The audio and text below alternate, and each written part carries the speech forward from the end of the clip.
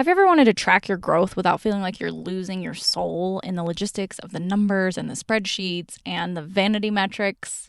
Yeah, that's what I thought. So today I'm going to share with you 3 metrics mistakes that I see most creators making and what you can do instead. Welcome back, Honeytruckers.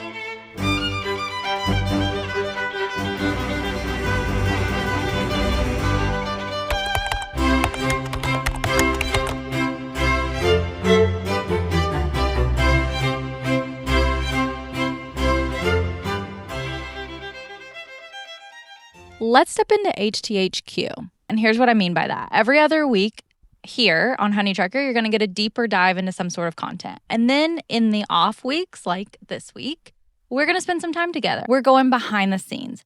I'm sharing what's going on in my life as a nomadic founder and creative and how my experiences can help you in your ventures. It was a big week around here. Last week, I launched my first YouTube video. It's the ultimate anti-hustle, anti-burnout guide to Q4. Go check it out. If you're feeling lost in the sauce of the Q4 grind, it's going to tell you exactly what you need to do to work toward your goals sustainably. But anyway, we launched the YouTube and I gave myself a full rebrand. One thing I've been thinking about a lot lately is showing up fully. And what does that mean as a founder and creator who's looking for ways to make impact, ways to express? I'm definitely of the consistent mindset that you've got to do what you feel called to do before you feel ready. Did I feel ready to go all in at this point in time right now? No. And yet here we are. That's like something that as a founder and creative, we all have to come to terms with. If you're going to be an entrepreneur, if you're going to work for yourself, if you're going to self-express, you have to be okay with showing up fully and starting before you feel ready. I saw something earlier this week that reminded me that readiness is not a state or a feeling, it's a decision.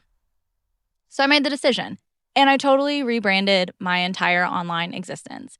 Now fully Honeytrucker. I had a hard time giving up my former identity as Life with Ruby, which you may or may not know me as.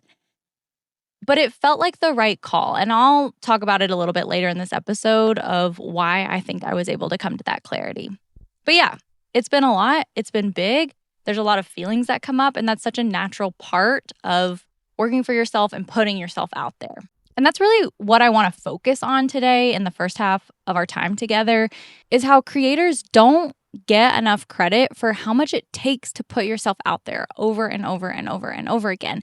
And then the systems that we're given to exist within and the metrics that we're expected to utilize often are not of service to whatever your higher vision or mission or motivation is. Most creators are left obsessing over the wrong numbers, the ones that make you feel anxious instead of aligned, the ones that at the end of the day don't actually mean anything about what you've created. Now, the first mistake I notice creators making when it comes to metrics is chasing vanity metrics. That's like followers, likes, views, the surface level statistics that you're going to get from the social media platforms that you're using and creating on. This one's really hard to overcome because it is right front and center, looking you in the face every single day whenever you log on to whatever your platform is. You're going to see the views, you're going to see the likes, you're going to see those surface level followers. Like those metrics that are at the top of the pool are almost impossible to avoid. And they're definitely going to make you feel some type of way. Like that is just a normal part of human interaction, is that we're looking for validation and encouragement in some way, shape, or form that we're doing something right. As a creator or a founder or an entrepreneur, someone who's working for yourself, it can be really challenging to separate who you are from what you're creating and to separate that from how you perceive people are responding. Which leads me to the second metric mistake I see creators making, which is ignoring energy metrics. This is like burnout, dread, even depression, any kind of forcing that you're doing that's depleting your energy. A lot of times in hustle culture and also in this world of creating online, the general consensus can be to ignore your feelings and just like push through. And I'm not saying your feelings are facts or that you should solely create business based on how you feel. But what I do want to remind you is that every feeling just has something to tell you. And if we can start to pay attention to what that is, then you can actually live in better alignment with your higher vision, your mission, your motivation. And ultimately, that means you'll reach more people with bigger impact.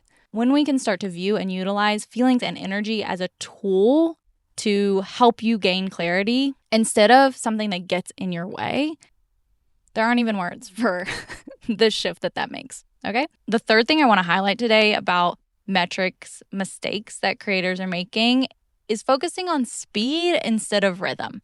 Now, I'm a really fast worker. I like to do things quickly. Sometimes I skip a bunch of steps. If you tend to jump ahead of things like me, this one is a reminder that how fast things are moving is not a reflection of your success. It's not the metric to be watching for. Instead, you want to focus on what is your natural rhythm.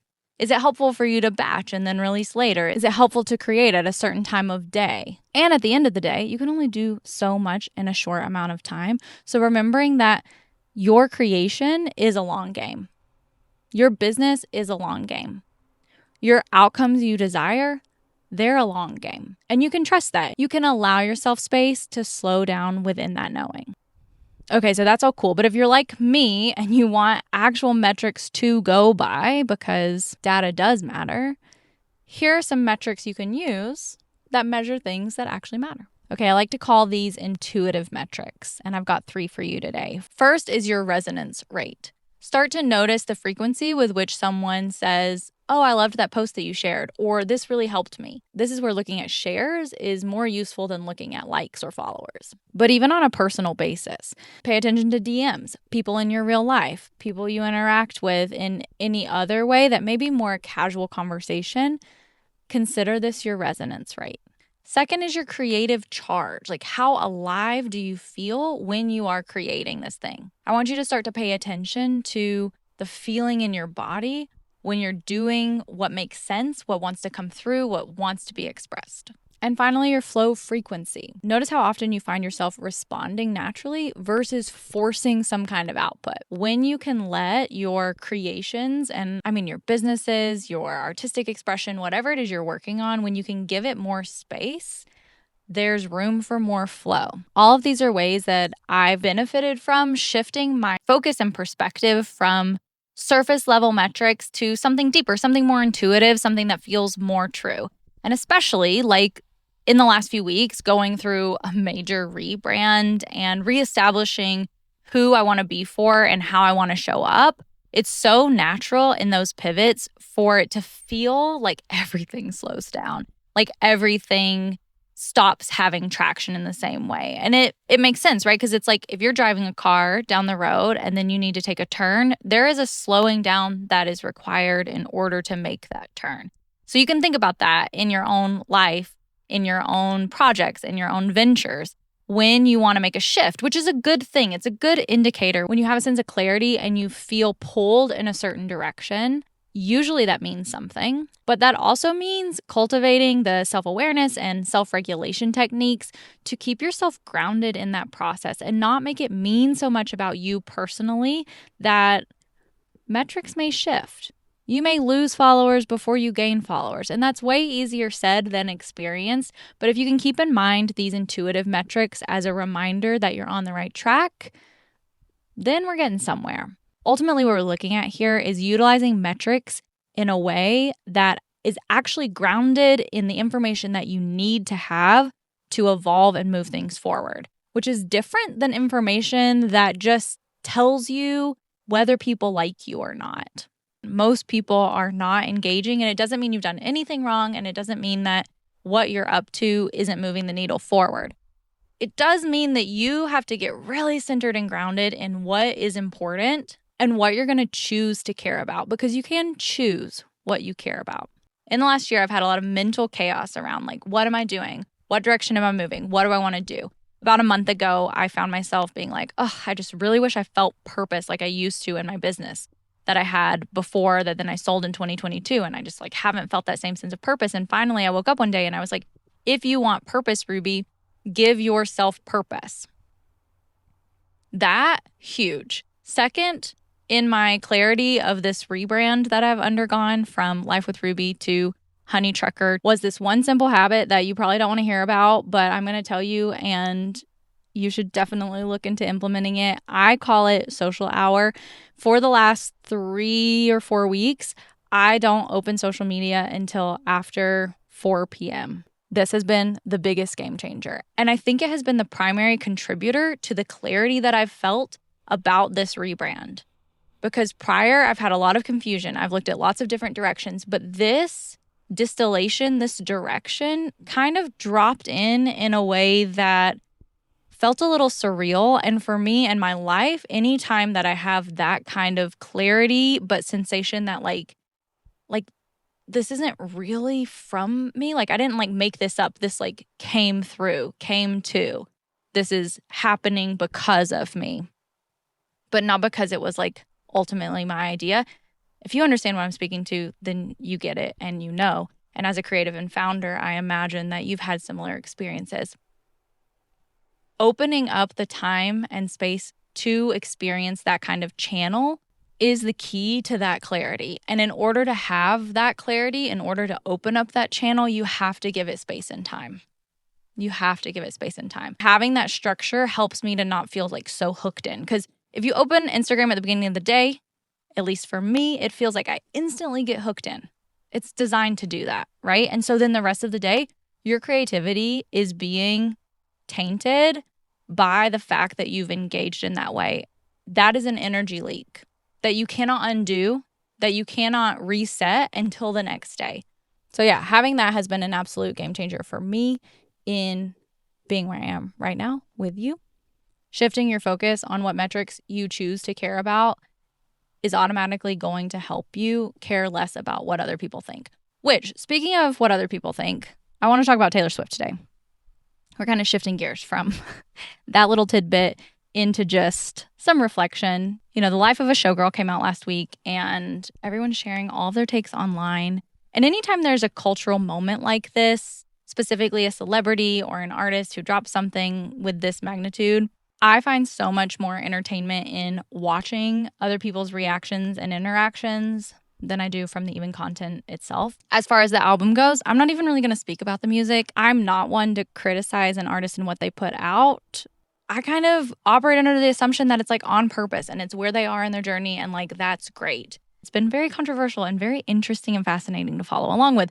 But my biggest takeaway from this cultural moment is just the reminder, like, of course we all feel scared to put our stuff out there. Of course we're all like feeling vulnerable and terrified all the time to create something and put it out in public on the internet where any billions of people could have access to it.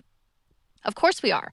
Because when something like this happens, this like esteemed, revered, popular, rich artist does something new, people come for her. And it is not pretty. And it is not nice. And it's so funny because people are like, you know, one of the takes I've seen is like, she's being mean. And I'm not saying anything about that, but it's so interesting because it's like you're being mean talking about her being mean. So of course it feels scary to start a new thing. Of course it feels scary to pursue your creative passions and then put it out there because like, I'm not Taylor Swift. I'm just some girl. But you and whoever watches this is going to have some sort of thought or opinion. And watching that happen to celebrities and artists out loud in public like that, you know, it has to do something to us psychologically. So it makes sense if you're scared. It's very normal to feel hesitant to put yourself out in public.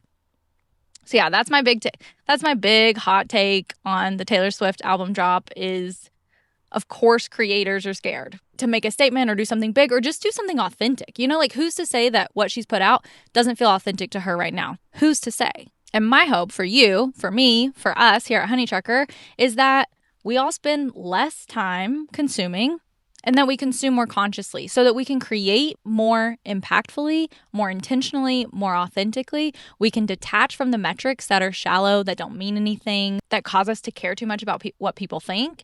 And we can focus instead on metrics that go deeper, on metrics that enhance meaning, on metrics that are intuition driven instead of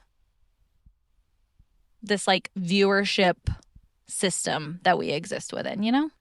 Okay, I think that's all I have for today on that. The only other thing I want to mention is my new series, The Sanity Stack, which I'm posting on Instagram and then also a deeper dive on Substack. Each week, this is 7 things to help you access more sanity in your week-to-week life. I cover suggestions from nature to how to move, to what to read, to something to splurge on. So be sure to follow me on Instagram and on Substack to get that list each week to your inbox. And yeah, thanks for listening to Honeytrucker, where we prioritize your style and your sanity with a practical and sustainable approach to seasonal strategy and creative entrepreneurship. Be sure to subscribe. Every other week, I do deeper content dives. And then in between, we step into Honeytrucker HQ like this to just talk about what's going on, get some quick tips, and move back into the week. I hope to see you next week. And until next time, keep on trucking, honey.